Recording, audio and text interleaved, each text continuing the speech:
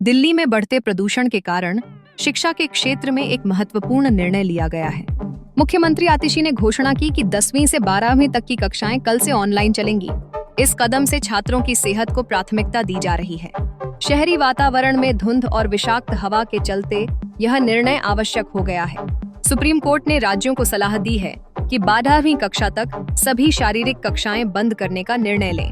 Court का मानना है कि सुरक्षा और स्वास्थ्य के मद्देनजर यह कदम उठाना बेहद जरूरी है। छात्रों के स्वास्थ्य को ध्यान में रखते हुए यह एक बड़ा फैसला है जो पूरे देश में लागू किया जा सकता है।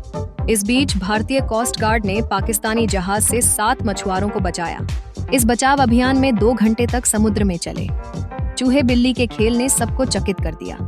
यह घटना समुद्र से जुड़ी साहसिकता और समर्पण का प्रतीक है, जिसने इन मछुआरों की जान बचाई। झारखंड और महाराष्ट्र में विधानसभा चुनाव प्रचार थम गया है और वोटिंग की तैयारी अब अंतिम चरण में पहुंच गई है।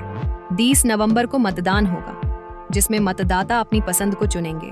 चुनावी माहौल देश की लोकतांत्रिक प्रक्रिया का एक महत्वपूर्ण हिस्सा है। G20 सम्मेलन में प्रधानमंत्री मोदी ने जो बाइडेन से मुलाकात की, मोदी ने कहा कि जब भी वे मिलते हैं हमेशा खुशी होती है। यह एक महत्वपूर्ण कूटनीतिक क्षण था क्योंकि दोनों नेता वैश्विक मुद्दों पर चर्चा कर रहे थे। चीन के समक्ष ढीले तेवर के बीच मोदी शी के बीच आम सहमति लागू करने के लिए तैयार होने की खबर भी आई है।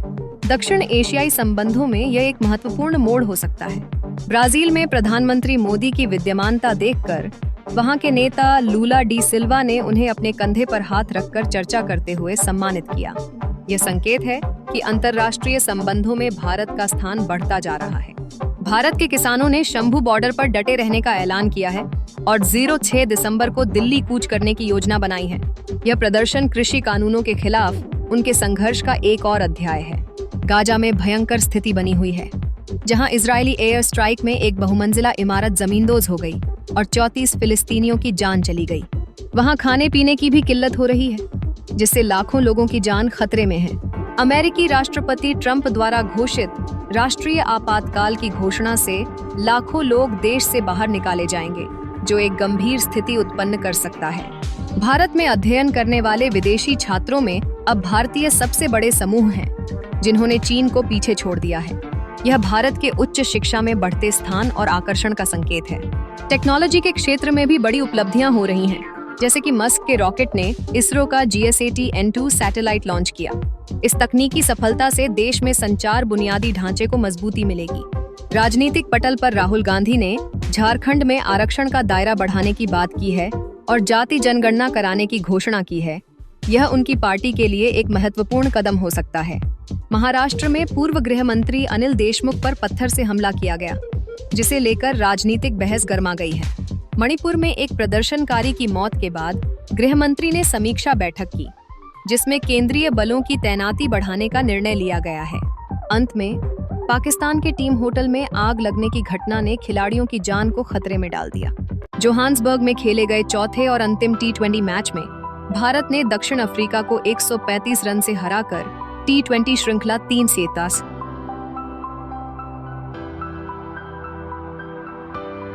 ने नाम की। संजू सैमसन और तिलक वर्मा की शानदार बल्लेबाजी ने एक नया कीर्तिमान स्थापित किया। सैमसन ने 56 गेंदों में 109 रन बनाकर नाबाद रहते हुए अपनी टीम को एक मजबूत आधार प्रदान किया, जबकि वर्मा ने 47 गेंदों पर 120 रन की पारी खेलकर दक्षिण अफ्रीका के गेंदबाजों के लिए दिन को कठिन बना दिया। इन दोनों खिलाड़ियों के बीच दूसरी विकेट के लिए हुई 210 रनों की साझेदारी ने क्रिकेट के इतिहास में एक नया अध्याय जोड़ा। यह पहली बार है जब T20 अंतर्राष्ट्रीय क्रिकेट में एक ही पारी में एक टीम के 2 बल्लेबाजों ने शतक बनाया। वॉन्डरर्स स्टेडियम में खेले गए इस मैच में भारत ने 283 का विशाल स्कोर बनाकर दक्षिण अफ्रीका को चुनौती दी। दक्षिण अफ्रीका के बल्लेबाजों के लिए यह लक्ष्य कठिन साबित हुआ और वे केवल 148 रन पर ऑल आउट हो गए। अर्शदीप सिंह ने अपनी तेज गेंदबाजी से दक्षिण अफ्रीका की बल्लेबाजी क्रम को तोड़ते हुए 20 रन देकर 3 विकेट लिए। वर्मा का छठे ओवर में बल्लेबाजी में आने के बाद के प्रदर्शन ने दर्शकों को मंत्रमुग्ध कर दिया। 9 चौके और 10 छक्के उड़ाते हुए उन्होंने केवल 41 गेंदों पर शतक पूरा किया, जो कि एक और सफलता के रूप में उभरा। सैमसन का नाबाद 109 और वर्मा का नाबाद 120 ने उन्हें पुरुष T20 अंतर्राष्ट्रीय में भारत के लिए सबसे बड़ी साझेदारी का दर्जा दिलाया। इस मैच में सैमसन का यह शतक पहले T20 में भी आया था, जबकि वर्मा लगातार दूसरी बार शतक लगाकर एक और उपलब्धि अपने नाम की। उनकी जोड़ी ने भारत की ओर से बनाए गए सर्वोच्च स्कोर में एक महत्वपूर्ण योगदान दिया। दक्षिण अफ्रीका की पारी भले ही शुरू में संघर्ष कर रही हो, मगर अंततः उन्हें अपनी सबसे बड़ी T20 अंतर्राष्ट्रीय हार का सामना करना पड़ा।